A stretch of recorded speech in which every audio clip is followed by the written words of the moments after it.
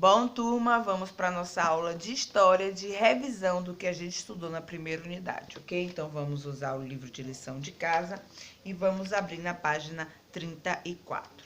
Vamos relembrar que nós estamos falando de mudanças na história. Bom, história é tudo aquilo que aconteceu no nosso passado e a gente estuda. Mas para a gente estudar fatos históricos, coisas que aconteceram no nosso passado, nós precisamos de fontes históricas, né? Da onde saiu como eu posso provar que aquilo aconteceu no nosso passado.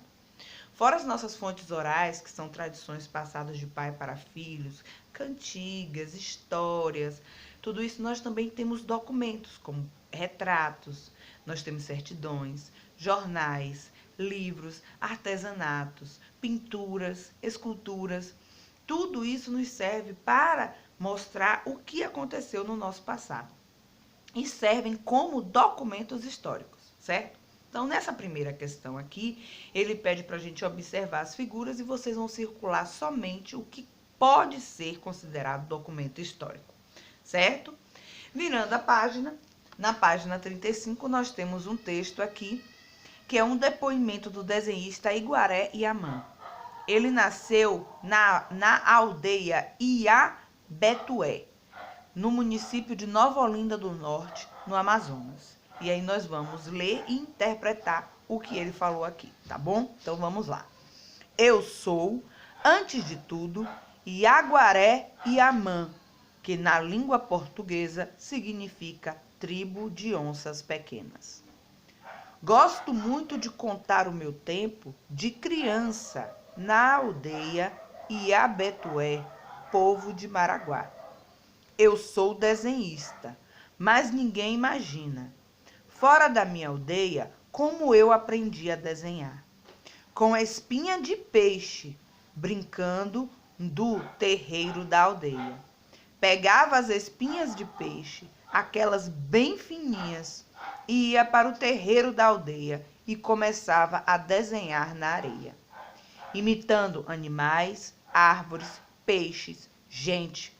Comecei a gostar e desenhar, e hoje eu acho até que desenho bem. Não passei por esses cursos que costumamos ver por aí. Sou um autodidata.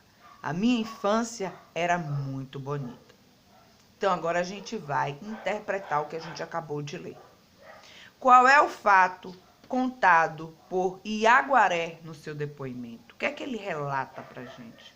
O que é que ele é? Ele é desenhista. Como é que ele aprendeu a desenhar? É isso que ele relata pra gente.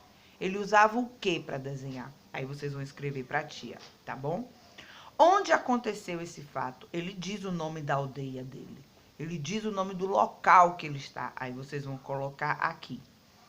Quando esse fato ocorreu? Quando ele era criança, quando ele era adolescente ou quando ele era adulto?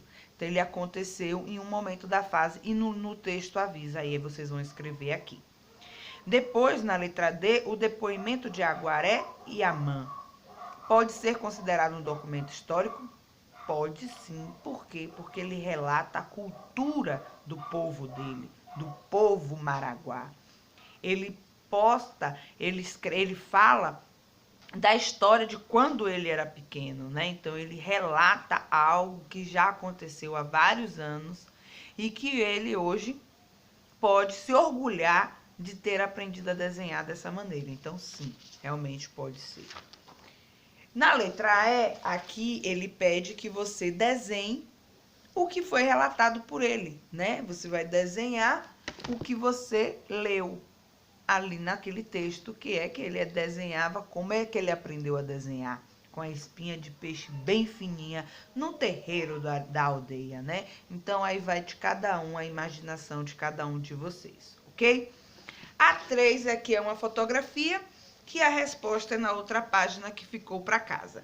Mas vamos lá, nós temos a fotografia aqui da estação ferroviária de Joinville, Santa Catarina, em 1910. Então, eu já sei que é uma foto antiga, de 1910. Vamos lá, 110 anos essa foto tem, né? Então, vamos lá. A fotografia relata uma paisagem urbana nos dias de hoje? Não.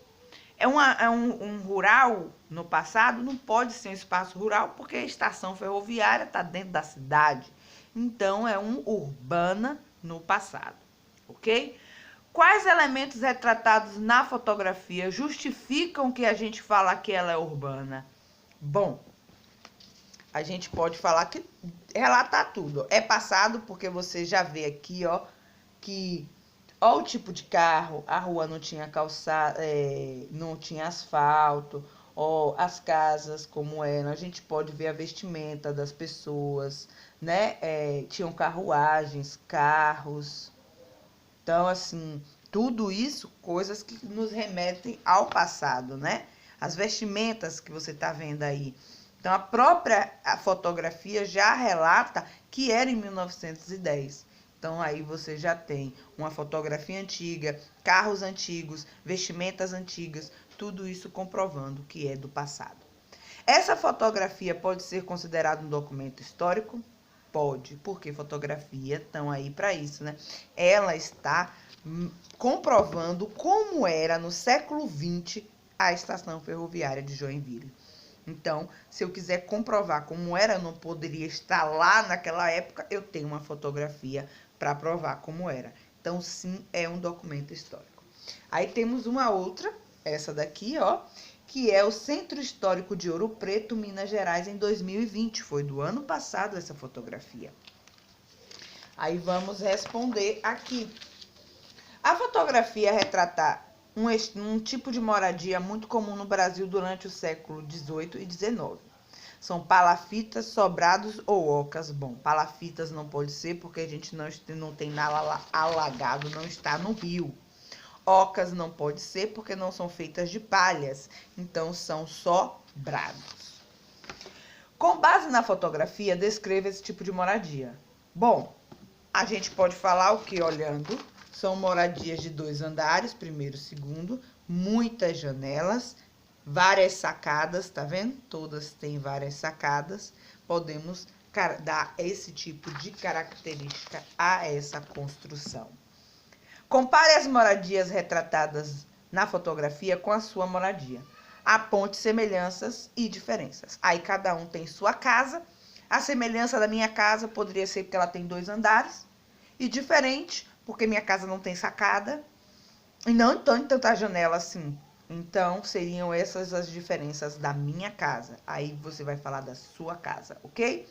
Aí você vai desenhar aqui sua casa para que eu tenha noção como é a sua casa, para a gente ter a diferença, tá certo? Bom, turma, é só uma revisãozinha básica de tudo que a gente estudou na primeira unidade.